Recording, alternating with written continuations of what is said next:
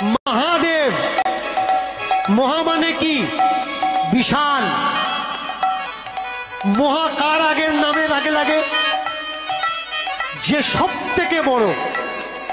যেমন সাগর, মহাসাগর, মহার কোনো সীমা নেই, পরিমাপ করা যায় না, তার আগে লাগে মহা। তাহলে প্রিয় দর্শকগণ, শান্তিবার্তা চ্যানেলে আপনাদেরকে স্বাগত। আজকের যে তত্ত্বটি, শিবকে মহাদেব কেন বলা হয়, দীনকৃষ্ণ ঠাকুর মহাশয় আজ তত্ত্ব তুলে ধরেছেন শিবকে কেন মহাদেব বলা হয়। কিন্তু বাস্তবে কি শিবকে মহাদেব বলা হয় নাকি মহাদেব অন্য কেউ, তার বিস্তারিত বর্ণনা আজকে আমি দেব। আপনারা ভিডিওটিতে শেষ পর্যন্ত থাকবেন, তাহলে সর্বসত্য কথাটি আপনারা জানতে পারবেন এবং শিব পুরাণ খুলে খুলে আমি দেখাবো। আর ভিডিওটি ভালো লাগলে অবশ্যই চ্যানেলটিকে সাবস্ক্রাইব করে নেবেন। সৎসাহেব। আমার ঠাকুরজির আগে কি রাখছে? মহাদেব। শুধু মহাদেব নয়, দেব আদিদেব। বোঝা লাগবে অর্থগুলো। দেব আদি দেব। তো গায়ে কি, তার বসন ভূষণ কি? দেবতা কে হয়? যে বেশি খাই খাই করে সে দেবতা হয় না। মহাদেব। ঠাকুর মহাশয় আগে বলুন, আপনার কথাগুলি তো সুন্দর, তাই তো আপনার ক্লিপ নিয়ে আমি ভিডিও বানাই। তো আজকে আপনি শিবকে মহাদেব বলছেন, সেই তত্ত্বটি আমি পুরোপুরি দেব। সৎসাহেব। দেবকে দেখে শিখুন। আমরা যখন বিয়ে করতে যাই কোন দিকে যাই? এইভাবে যাই, তাই তো? আমরা যখন বিয়ে করতে যাই ঘোড়ার গাড়িতে উঠে, ট্যাক্সিতে উঠে, আপনাদের মেদিনীপুরের বুকে যে মারুতি ভ্যান, তাতে করে বিয়ে করতে যাই। কিন্তু আমার বাবা ভোলেনাথ কিসের উপরে বিয়ে করতে যাচ্ছে? ষাঁড়ের পিঠে উঠে। ঠাকুর মশাই ষাঁড়ের পিঠে চড়ে মহাদেব কেন বিয়ে করতে যায়, সেই তত্ত্বটি একবার বলুন। সৎসাহেব। যাচ্ছে কিভাবে, কেন তিনি মহান, এগুলো জানা লাগবে। কেন তিনি সত্য, শিব আর সুন্দর, সকলের সামনের দিকে মুখ রাখে। উনি ষাঁড়ের মুখের দিকে পেছন করেছেন আর পিছনের দিকে মুখ করেছেন। ভক্তগণ আগে দেখতে থাকবেন। সৎসাহেব। ভক্তরা জিজ্ঞাসা করছে, ও বাবা, তোমার মুখ তো ওইদিকে হওয়ার দরকার, মুখটা ষাঁড়ের নন্দী মহারাজের পিছনের দিকে করেছো কেন? বললে, দেখ, যারা বিয়ে করতে যায় শ্বশুর বাড়ির দিকে মুখ থাকে, এর জন্য তারা বাম্মা ভুলে যায়। প্রিয় ভক্তগণ, এবারে বিস্তারিত তত্ত্ব কথায় আসছি। দীনকৃষ্ণ ঠাকুর মহাশয় শিবকে মহাদেব বলছেন। আসলে কি শিব মহাদেব নাকি অন্য কেউ? শিবের পিতার নাম হচ্ছে সদাশিব, যার আরেকটি নাম মহাকাল, অন্য একটি নাম জ্যোতি নিরঞ্জন এবং অন্য একটি নাম ব্রহ্ম। গীতায় যিনি বিরাট রূপ দেখিয়েছিলেন, আসলে তিনি হচ্ছেন মহাদেব।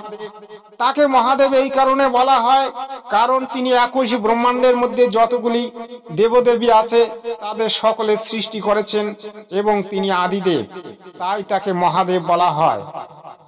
কিন্তু মহাদেবের উপরে আরো একজন আছেন, তিনি হচ্ছেন সর্বশক্তিমান, তিনি পরমাত্মা, পরমেশ্বর। কিন্তু সেটা হয়তো দীনকৃষ্ণ ঠাকুর মহাশয় জানেন না, তাই তিনি এই ধরনের ব্যাখ্যাগুলি দিচ্ছেন। কিন্তু এই সদাশিবকে, সে সম্পর্কে প্রথমে আপনাকে জানতে হবে। এই সদাশিবের সৃষ্টি করেছিলেন পূর্ণ পরমেশ্বর কবির দেব। তিনি সত্যলোকে এই কাল পুরুষের সৃষ্টি করেছিলেন। কাল পুরুষ সৃষ্টি হওয়ার পরে তার মধ্যে একটি কামনা জাগলো যে তিনি নিজস্ব একটি স্থান সৃষ্টি করবেন। নিজস্ব স্থান সৃষ্টি করার কারণে তিনি 1000 বছর তপস্যা করলেন। বলতে পারেন অনেক যুগ ধরে তিনি তপস্যা করেছিলেন। 70 যুগ তপস্যা করার পরে তিনি 21 ব্রহ্মাণ্ড লাভ করলেন। 21 ব্রহ্মাণ্ড লাভ করার পরে আবার তিনি 70 যুগ তপস্যা করলেন। তপস্যা করার পরে তিনি লাভ করলেন কিছু আত্মা এবং পঞ্চতত্ত্ব, সত্য, রজতম 3 গুণ। এইগুলি পাওয়ার পরে তিনি এখানকার মালিক হলেন এবং তিনি সৃষ্টি করলেন জীব, জন্তু, জানোয়ার, মানুষ। আসলে তিনি একজন প্রথম দিকে ধর্মরায় নামে ছিলেন, কিন্তু পরবর্তীতে তিনি ধর্মরায় ব্যাখ্যাটি আর পাননি, আর ধর্মরায় উপাধিটি তিনি মুছে ফেলেছিলেন। তিনি অভিশপ্ত হয়েছিলেন, তিনি অভিশাপ পেলেন যে তুমি আকাশ ব্রহ্মাণ্ডের মধ্যে জীব সৃষ্টি করেছ এবং এই জীবগুলি যে সৃষ্টি করেছ সেটা শাস্ত্র অনুসারে করনি। এবং দুর্গার সঙ্গে এই শিব, সদাশিব, তিনি দুর্ব্যবহার করেছিলেন। দুর্ব্যবহার করার কারণে পরমাত্মা তাকে অভিশাপ দিয়েছিলেন। অভিশাপের কারণে তিনি এখানে 1 লক্ষ মানব শরীরধারী প্রাণী প্রতিদিন খেয়ে ফেলেন এবং 1.25 লক্ষ উৎপন্ন করেন, অর্থাৎ জীবাত্মাকে ধরে নিয়ে গিয়ে তপ্ত শিলা নামে একটি পাথরের মধ্যে তিনি ভেজে তারপর সেই গন্ধটাকে তিনি গ্রহণ করেন।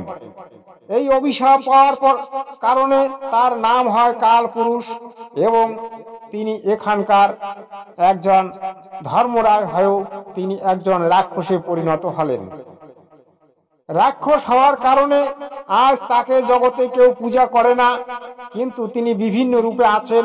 কোথাও আছেন তিনি সদাশিব বা লিঙ্গ রূপে, কোথাও তিনি জ্যোতি নিরঞ্জন রূপে, বা কোথাও তিনি মহাদেব রূপে, বা কোথাও তিনি মহাকালেশ্বর রূপে, বিভিন্ন নামে তিনি পূজা পান।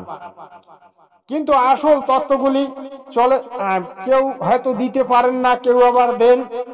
আসল তত্ত্ব হচ্ছে এই সদাশিব হচ্ছেন তিনি, যিনি হচ্ছেন এই 21 ব্রহ্মাণ্ডের মালিক, দুর্গার স্বামী। অনেকে আবার কি বলেন যে শিবের স্ত্রীর নাম দুর্গা, তারা ভুল ব্যাখ্যা দেন।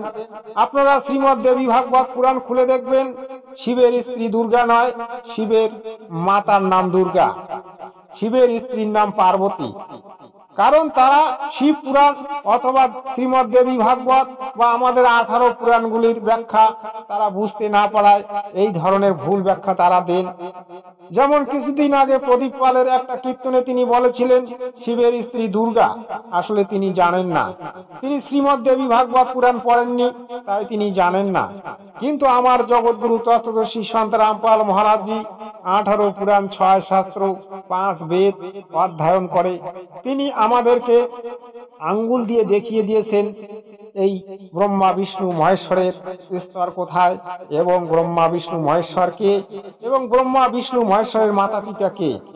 এই ব্রহ্মা বিষ্ণু মহেশ্বরের জন্ম মৃত্যু হয়, এবং এই ব্রহ্মা বিষ্ণু মহেশ্বরের যে পিতা সদাশিব তারও মৃত্যু হয়, এবং দুর্গারও মৃত্যু হয়। এই 21 ব্রহ্মাণ্ডের মধ্যে যা কিছু আছে সব কিছুই হচ্ছে বিনাশশীল, আর সত্য লোকে যা আছে সবই হচ্ছে অবিনাশী, অর্থাৎ সেখানে বিনাশ হয় না। কিন্তু আমরা সেই তত্ত্বগুলি এতদিন জানতে পারিনি।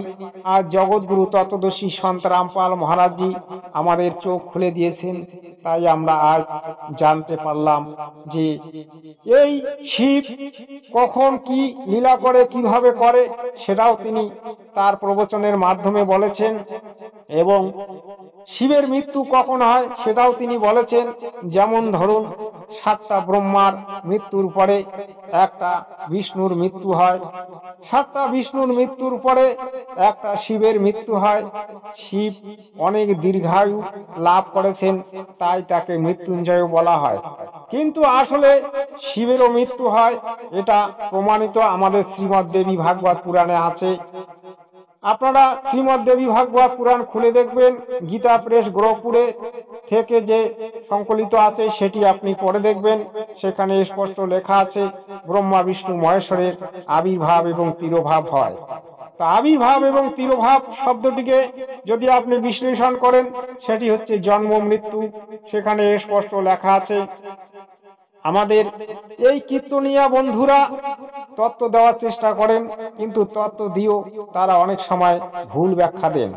কারণ তারা ব্রহ্মা বিষ্ণু মহেশ্বর পর্যন্তই জানেন, তারা এর উপরের ভক্তি জানেন না, তাই তারা বলতে পারেন না। সৎ সাহেব, আপনাদের ভিডিওটি কেমন লাগলো?